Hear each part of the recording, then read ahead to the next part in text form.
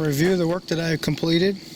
It's done for the year. We're going to find out what the water flows do now, see if we have to tweak it in the future. But again, we have these fingers all around the pond, except for where the access road is, which there are big rocks along the edge. That's all for life, water life. The idea is to have lots of hiding places for life. So you can see it scoops down, comes up, there's a finger, here scoops down, nice deer tracks in it, makes a finger, and it just continues all the way around the pond until we get back to the access road. Now this pond has lots of edge, and there really was no catchment for this. This was just a flat area. We took all the topsoil off when we dug the pond, and we actually took the topsoil off this whole area here that I dug up, and all that topsoil is up above in a mound system that I had built out of the topsoil that I planted trees on. But this eventually works its way down and back in there ways, I guess you can call it a swamp, low area, but it just continues down. So whenever there was a lot of rain in this really tight clay, you know, the water would probably just find its way down to the lowest spot down there. So this finger here has a special feature. First of all, we got some rocks in front of them. We got rocks in front of all the fingers on this side, and that's because the sun shines down here in the winter, and shining on those rocks, it'll create little fissures right along the rock and allow air to get into water. So, and this one here is a little more special besides because this curls around, and that serves as the feeder for the catchment that I built. The catch is like a big scoop, undulating scoop here, and now all the rain that falls here is going to come this way, and it's going to serve as a battery of water for this pond. So you know, some years there might be months worth of water extra to flow in here, and then some really dry years like this year, you know, maybe it would be 2-3 weeks. But last year we had a drier year, and this has been a dry year too, especially late summer and fall. But it got down a little lower. You could see right along the edge there, that was the low water mark for last year when there was really no water here all summer. I think there was one rain. A couple times it threatened rain and there were sprinkles and whatnot, but I mean, I'm talking about a rain. So what we're trying to do is to keep that watermark up higher with this catchment that we built. We'll walk along that after we're done looking at the rest of the fingers here. This is Permaculture Earthworks 101. There's actually a page in the manual that shows a pond with all these fingers. So this finger is a little bit different, where it's a little higher here and a little lower there, so the water, it'll retain water in that little low spot longer. Here's one that's just right straight down. All the water will filter down into the pond as everything dries out. This one here as well. This one here actually kind of goes in a circle. There's rocks, and there's, you know, cavities between the rocks, and it goes all around in a deeper hole. And there's same thing over there. There's cavities between the rocks. But here I'm going to level this out a little bit. I planted some wild rice seed in here, and I wanted to get some topsoil over the top, so I got to come in here with a shovel. That rock fell from the excavator, so I got to lift that up onto here. I'll do that tomorrow morning. I got 2 compost piles to flip. Okay, so this is where the clay pile was. It was actually all the way to the edge of the pond, and that whole clay pile was here. I reduced that clay pile, and it's all over there now. And I built up the road more. I didn't need to build up the road anymore, but when you put a backhoe scoop on at a time, you know, I was doing like 5 on one side, 5 on the other side, and then I go run over it. So you're talking about 5 or 6 inches of clay, and then you run over and it turns into an inch. And I did that over and over and over again, and I'll tell you, there was a lot of clay now that built up that road. But I still had a lot, and I was running out of time. You know, I got 60 hours and I got to bring it back. And so here's the clay, and I actually scooped out some troughs here. You can see the darker soil. Those two I rocked out already. So I'm going to plant in that darker soil more succulent plants, and then on the clay I've already got seed for like wild chicory and plantain, and I got a couple others too that'll grow in clay. Tough conditions. So, and then in the black I'm going to plant, I'm not sure when I'm planting yet. I might plant a Three Sisters garden for crying out loud, I don't know. So this was the pile of topsoil that was sitting here all the while, and I reduced that. I put a lot of it. Where did I reduce it to? I just spread it out. That's all I did is spread it out. So now it's got a larger footprint. Instead of one small high pile, it's a large footprint. And I'm going to plant hazelnuts, and I got nanny berries, elderberry. I'll think of some others. I want to get 5 or 6 or 7 different species in here. I don't want anything to be dominant. If something dies out, well, no big deal. I got another 5 species there, sort of thing. So this is the original track from the big excavator that came here and dug that hole. You can see it right there. And where I dug it out, that also was part of the track. So he came to the backside here, and that's where he was scooping the topsoil out of here. But I talked about that one special finger here. That's this one right here. So now this goes on. I like the deer tracks in there. And this was a low area he scooped out for some reason. I don't know why. But I left it intact. I actually threw some wild rice seed in there, see what happens. So it's a little bit lower than the trough, so it'll retain water for those cattails. And then it starts to work up. And it works up. So this entire area now, there was a bunch of divots and ruts and whatever from the excavator, mucking it all out. Or it wasn't muck, but he took the topsoil out of here. So I kind of just leveled it out. Some areas I had extra, and I made a couple of little mounds. This mound came from over here. So I got these big rocks here because I plan on walking these rocks to go hunting back that way. And in case there's a lot of water, I don't have to worry about getting a wet foot. This is a little finger that I made, actually kind of a walkway and a knob, and I'm going to plant switchgrass on here. And I'm probably going to plant switchgrass around that mound too. I'll knock it down with a hoe. I'll put some switchgrass over on that high area there too. So here it's a little bit lower. Water that's going to come in here is going to settle in and stay here first before it spills out over and goes to the main pond. And I got it pretty thick. I dug it out pretty deep, and then I got it thick with topsoil. I want to plant Wapato here and see what happens. See if it stays wet now.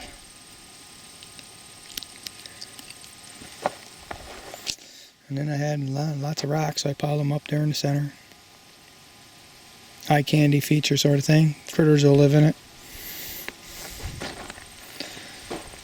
So that's what took me about 60 hours to do with that backhoe. It doesn't seem like much, but first of all, in the beginning I wasn't that efficient. I got efficient in the end. It went a little quicker.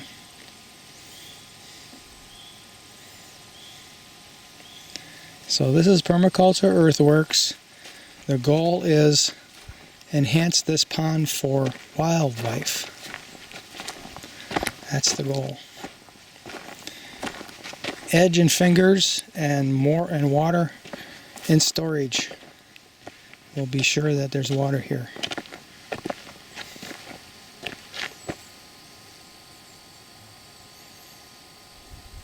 This water was always pretty clean. So I was pretty happy about that.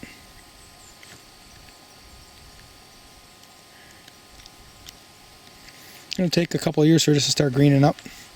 So 5 years from now we'll see what it looks like. I've been thinking about this. I've had this plant designed when I had Big S came, but I ran out of money. Imagine that. I was so enamored with this permaculture design course that I participated in that I continued to hire an excavator to come out here and do stuff until I ran out of money. Now I bought an old backhoe. Now I can finish the design. And I want to do it.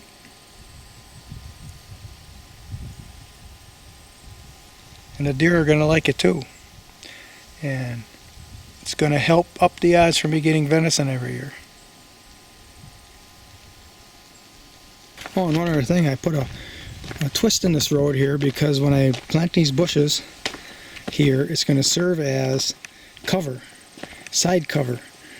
So the deer, when they're standing over there or they're standing over here, they can't see all the way through. So if there's something on the other side, it won't spook them, won't make them nervous. So,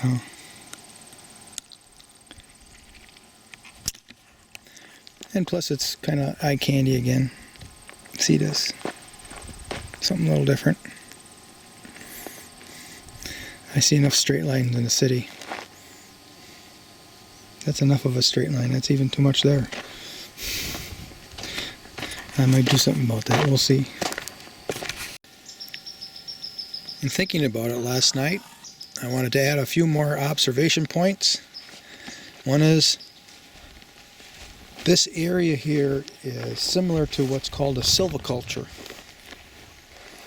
Between the trees.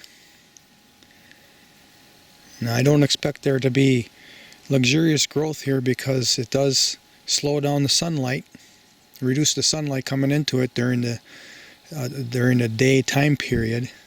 You know, mornings and afternoons will be shaded, especially afternoons. This is a thicker treed area, and that's the afternoon sunlight. So at some point, I think it's like 2:30, the shade begins to creep into this area, and it's totally shaded by 5. In the summertime, that's, you know, there's another 4.5 hours of light. Of course, there's still light coming in here, it's just not direct sunlight, which will be a huge advantage if there is a drought and a lot of heat. On the morning side, it's a little bit different. It flares away. So what we're going to get is morning sunlight.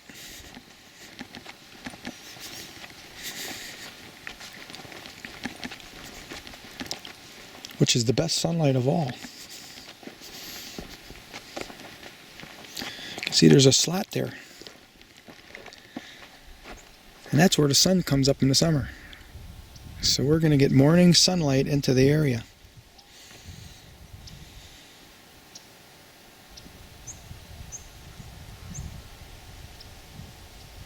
And one other observation point.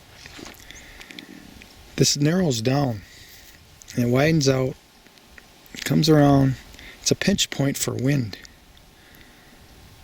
And even on the still days, because of the heat of the sun beating down in the open area on this side or on this side, it's going to be cooler in the pinch point, and it's going to produce a slight wind.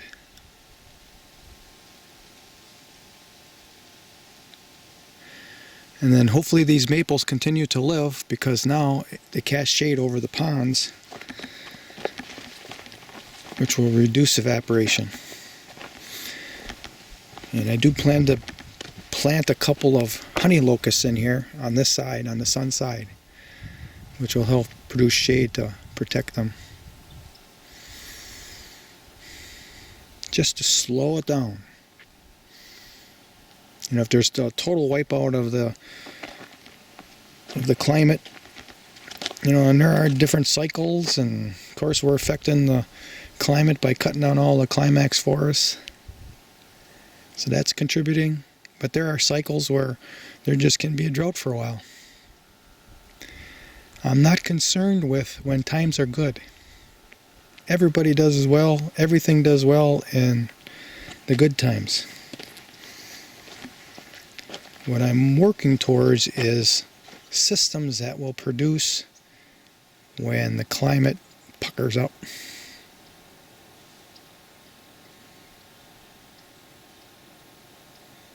And that's what this is all about right here.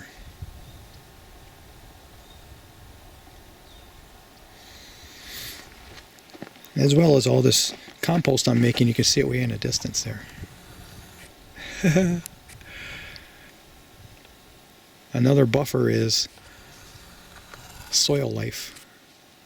And that is gonna produce a lot of soil life wherever I apply it. This is gonna be good.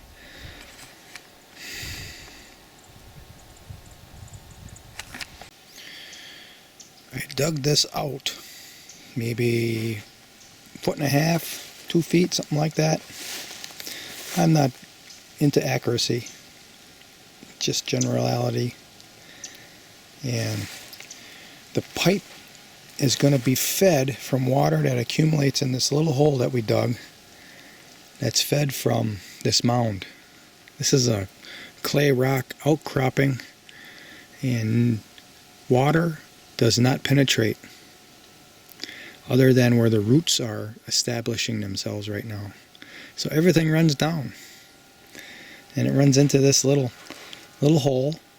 The hole fills up, and I want that water to come in this direction to be another source of water for this pit that I had dug. And I had plans for making it into a wild rice pit, and I got a lot to do, so I haven't done it yet. But now that I got a machine, man, I can burn through a lot of stuff next summer. But when this little hole here overfilled, there was some water that trickled over the top, and I don't want that to happen anymore. I want this to be dry because I can get in here with the machine then. So I buried this pipe, and the pipe actually has an incline until it gets to the connection,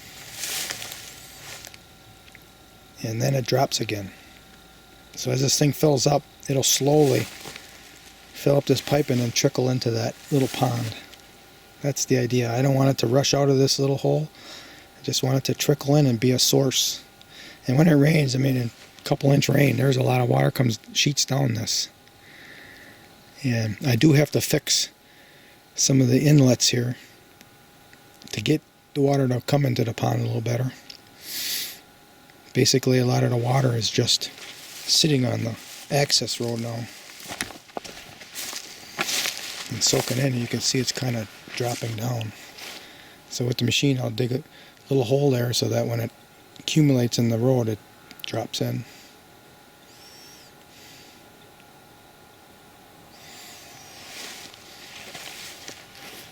I think I'm going to do in here too. Drop it in right here. And I got to think about it. But this is going to be finished today. When I start that machine up, this is the first thing I'm going to do. Come over here with it and fill this in. And I want to make a couple of very strong clay areas here so I can drive over it. Because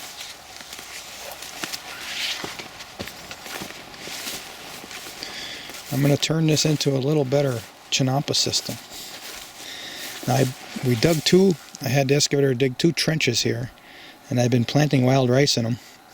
And the one that's just beyond is a little bit lower, and it filled in with reeds and cattails and all kinds of things very quickly.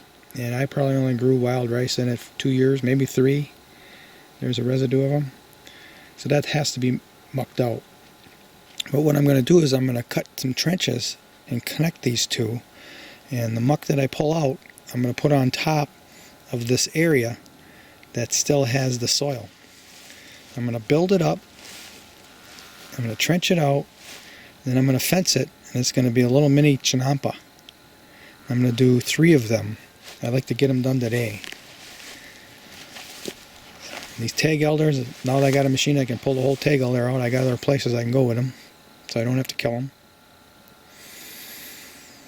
And then the way this will work in the future is every time I need to muck this out because it's growing in too thick, that muck will go right on the top of that chinampa mound. And whatever I'm growing in that chinampa is going to have fresh fertilizer every time I muck it out. And that's how it worked down in Mexico when they were, a small area was feeding 1 million people. It was this chinampa system that did it.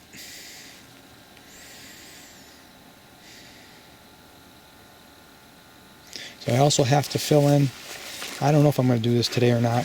The machine is going back next week, so this is it. And I need to fill in a little bit here so I can drive over the top and get to this side. The first mucking out I do, this is the trench that grew up really quick. This is the side that I really need to muck out.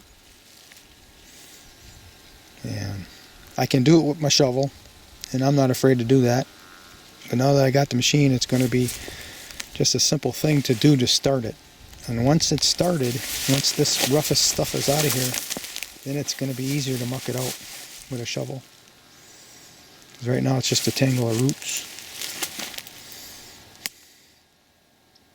This is going to be good.